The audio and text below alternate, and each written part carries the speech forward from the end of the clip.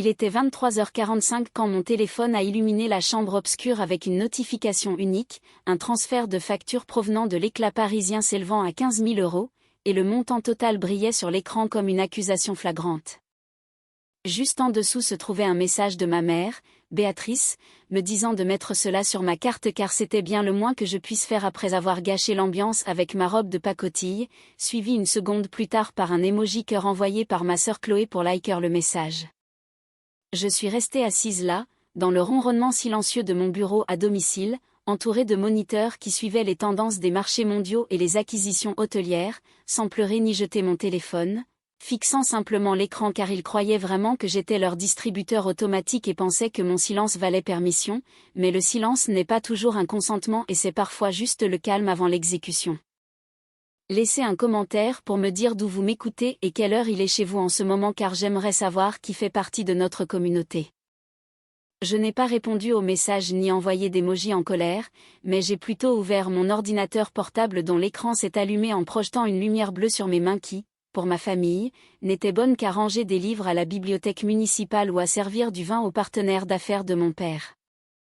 Il n'avait aucune idée que ces mêmes mains contrôlaient un empire d'hôtels de luxe s'étendant sur 3 continents, alors j'ai contourné mes emails professionnels pour me connecter à mon interface d'investissement privé avec authentification à 2 facteurs et scan rétinien jusqu'à ce que le tableau de bord s'affiche. J'ai fait défiler les portefeuilles immobiliers et les actions technologiques jusqu'à trouver un dossier enfoui profondément dans les archives intitulé simplement « Consolidation de la dette familiale » et en cliquant dessus, je n'ai pas ouvert un simple fichier mais un cimetière de leurs erreurs.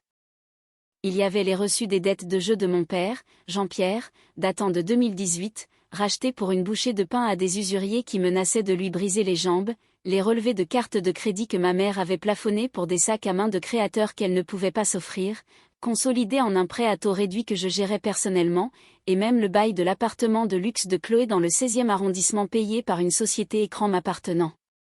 Pendant des années, j'avais été l'architecte silencieuse de leur sécurité, les rattrapant avant qu'ils ne touchent le sol encore, et en regardant les chiffres ce soir, je me suis enfin posé la question que j'évitais depuis une décennie, pourquoi ? Ce n'était pas de l'amour, mais quelque chose de bien plus insidieux, la chaîne invisible du survivant, car quand on grandit dans une maison où l'affection est une ressource limitée, on finit par croire que l'amour est une transaction. On se convainc que si l'on paie assez, si l'on endure assez, si l'on répare assez leurs bêtises, ils finiront par nous regarder et voir une fille au lieu d'une utilité, construisant ainsi sa propre prison sans barreaux en se disant que notre utilité est la seule chose qui nous maintient au sein de la famille. On pense être une bonne fille, alors qu'en réalité on est juste une otage payant sa propre rançon en espérant que les ravisseurs décideront enfin de nous aimer, mais ce soir, face à cette facture de 15 000 €, la chaîne a rompu. J'ai réalisé qu'aucune somme d'argent ne serait jamais suffisante car la rançon n'avait pas de limite et que je pourrais leur décrocher la lune qu'ils se plaindraient encore de son éclat trop vif, car ma compassion n'avait pas été un cadeau mais un abonnement qu'ils avaient surexploité pendant des années, et ce soir, leur abonnement avait expiré. J'ai navigué vers le sous-menu intitulé « Allocation logement, Jean-Pierre et Béatrice », où la barre d'état brillait en vert avec le renouvellement automatique activé, et sans hésiter ni trembler, mon doigt a survolé le pavé tactile car ce n'était pas de la vengeance mais de la comptabilité, une correction d'une erreur de marché. J'ai cliqué sur annuler, l'écran a clignoté en demandant si j'étais sûre, j'ai cliqué sur confirmer et la barre d'état est devenue rouge avec la mention « Terminé ». J'ai fait la même chose pour les cartes de crédit et pour le leasing de la voiture de Chloé, éteignant une à une les lumières de leur vie financière en moins de 3 minutes pour démanteler le filet de sécurité que j'avais mis 6 ans à tisser. Quand j'ai eu fini, le solde total dut s'être affiché à l'écran, 5,2 millions €, voilà ce qu'il me devait et c'est ce que j'allais récupérer. J'ai fermé l'ordinateur et je me suis retournée pour voir dans la pénombre de la chambre la silhouette de Mathieu qui dormait et qui a tendu le bras vers la place vide où j'aurais dû être. Il était le seul à savoir que je n'étais pas une simple bibliothécaire, que je n'étais pas faible et que sous mes gilets discrets et mon silence se cachait un requin, lui qui m'avait supplié il y a des mois d'arrêter de les financer en me disant qu'il ne changerait jamais. Je ne l'avais pas écouté à l'époque parce que je portais encore cette chaîne invisible, mais je ne la portais plus désormais alors je suis retournée au lit et me suis glissée sous les draps, le cœur battant lentement et régulièrement, sans aucune culpabilité, seulement avec la clarté froide et tranchante du matin à venir. Ils voulaient une réaction, ils allaient obtenir une saisie immobilière. À 7 heures du matin, alors que le soleil ne s'était même pas encore levé sur les toits de Paris, l'assaut a commencé avec mon téléphone vibrant contre le plan de travail en marbre de l'îlot de cuisine, non pas comme un réveil doux mais comme un barrage de 17 appels manqués et 42 messages jusqu'à ce qu'il sonne à nouveau. C'était Béatrice, j'ai décroché en mettant le haut-parleur pour me servir mon café sans même dire bonjour car je n'en avais pas besoin avant qu'elle ne hurle que j'étais une petite peste ingrate et méchante. Sa voix grinçait tellement fort qu'elle en devenait déformée, me demandant si j'avais une idée de ce que je venais de faire et du degré d'humiliation qu'il subissait. Alors j'ai pris une gorgée de mon café noir et j'ai dit « Bonjour maman, je suppose que la facture n'a pas été réglée à ta satisfaction. » Réglée ? Réglée ? Suffoquait-elle, expliquant que la carte avait été refusée devant tout le personnel et devant Enzo, qu'ils avaient essayé la carte platine de mon père et que la machine s'était littéralement moquée d'eux avant que le directeur ne vienne les regarder comme des criminels. Elle me demandait si je savais ce que cela faisait d'être pris en pitié par un serveur, et je le savais exactement car je l'avais ressenti chaque fois que je portais mes vêtements de friperie à leur dîner de gala alors qu'ils me présentaient comme la fille effacée pendant que Chloé posait pour les caméras. On dirait un problème de trésorerie, ai-je dit d'une voix plate, suggérant qu'elle aurait dû vérifier son solde avant de commander ce millésime à 12 000 €, ce qui l'a fait hurler de ne pas oser lui faire la leçon sur la finance. Elle hurlait que j'avais tout coupé, qu'elle avait essayé d'utiliser le fonds d'urgence pour le taxi et qu'il n'y avait plus rien, les laissant bloqués là-bas au point qu'Enzo a dû appeler sa mère pour qu'elle lui fasse un virement pour le taxi, Enzo qui est un influenceur et qui connaît du monde. Elle craignait que si cela s'ébruitait, il serait ruiné, et c'était tout, pas de « tu nous manques » ou « pourquoi fais-tu ça ?» Juste la panique d'un acteur de théâtre qui réalise que le projecteur a été coupé et que le public voit enfin le contreplaqué bon marché du décor. Elle a exigé que je répare cela, que je transfère l'argent immédiatement et que je m'excuse auprès de Chloé qui avait pleuré toute la nuit parce que j'avais gâché ses opportunités de réseautage. J'ai raccroché sans la bloquer car j'avais besoin de données pour voir jusqu'où la pourriture s'étendait, et en ouvrant Instagram, j'ai trouvé sans surprise la story de Chloé postée il y a 3 heures, un écran noir avec un petit texte blanc accompagné d'une chanson acoustique triste disant que c'est fou de voir que les gens les plus proches sont ceux qui veulent le plus vous voir échouer.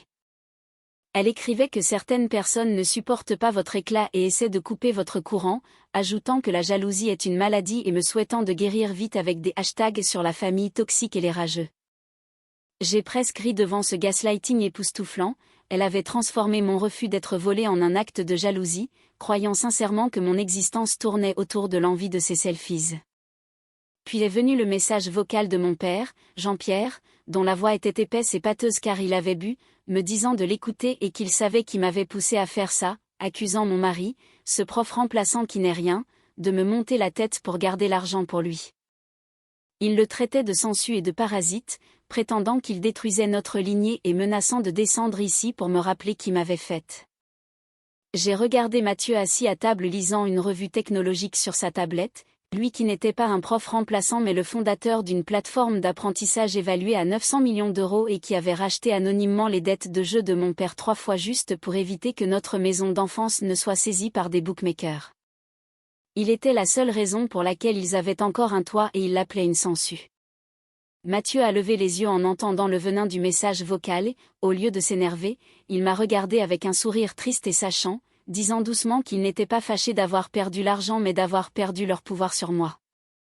Il avait raison, car pendant des années ils avaient fonctionné sur un principe simple, j'étais la ressource et ils étaient la direction, et les ressources n'ont pas d'opinion, pas de limite et ne coupent certainement pas le robinet. Mais je n'étais plus une ressource, j'étais la directrice générale de ma propre vie et je venais d'identifier un passif massif. J'ai supprimé le message vocal, je n'ai pas répondu au texte et je ne me suis pas impliquée dans le drame Instagram, car pour eux c'était une guerre émotionnelle et ils voulaient que je hurle en retour pour pouvoir me traiter d'hystérique, mais je n'allais pas me battre, j'allais liquider.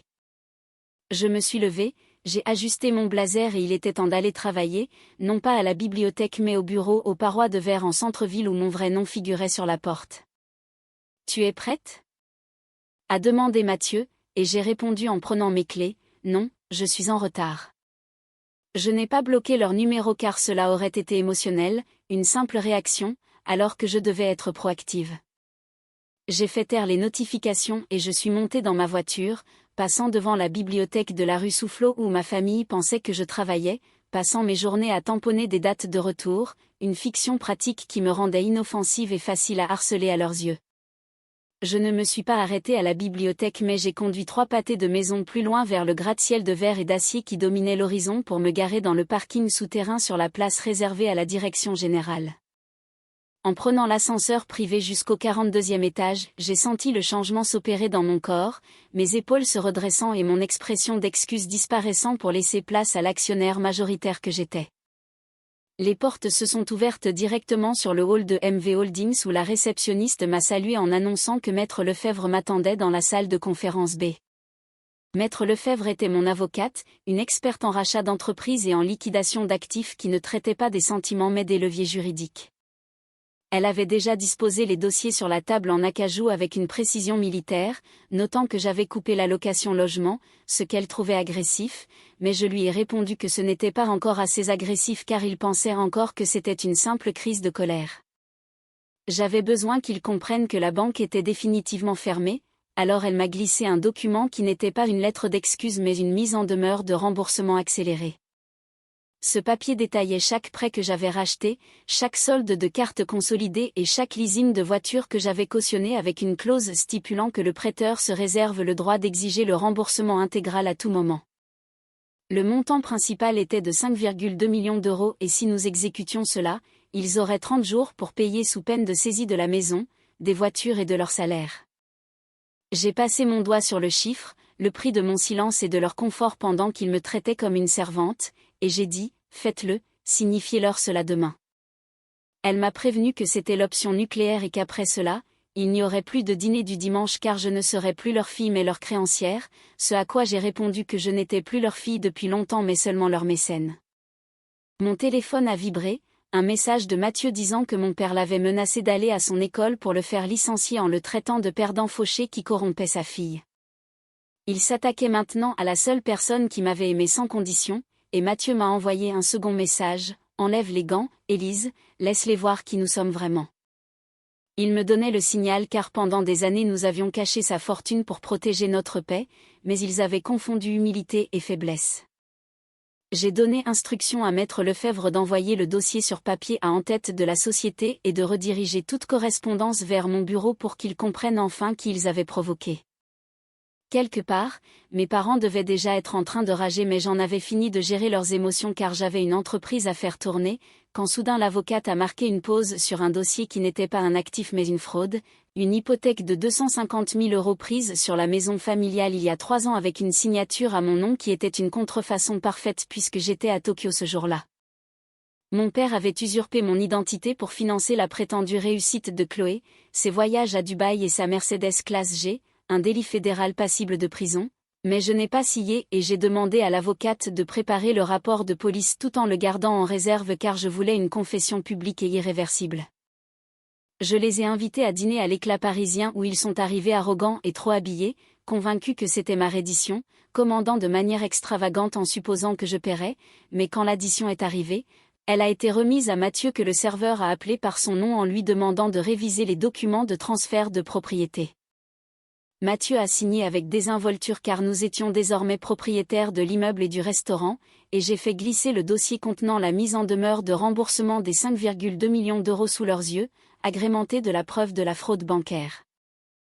Je leur ai dit clairement que je n'avais pas encore porté plainte et qu'ils pourraient éviter la prison s'ils acceptaient de tout perdre. Le petit ami influenceur de Chloé est parti immédiatement car le statut s'évapore vite sans argent, et 30 jours plus tard, faute de paiement, j'ai envoyé l'équipe d'expulsion. En les regardant emménager dans un petit appartement sans ascenseur qu'ils auraient autrefois moqué, j'ai compris que leur arrogance n'avait toujours été que de la location et qu'une fois dépouillés de leur possession, il ne restait rien en dessous. Nous avons vendu la maison et fait don de chaque euro récupéré à un fonds de bourse d'études pour les étudiants de première génération, transformant leur cupidité en opportunité.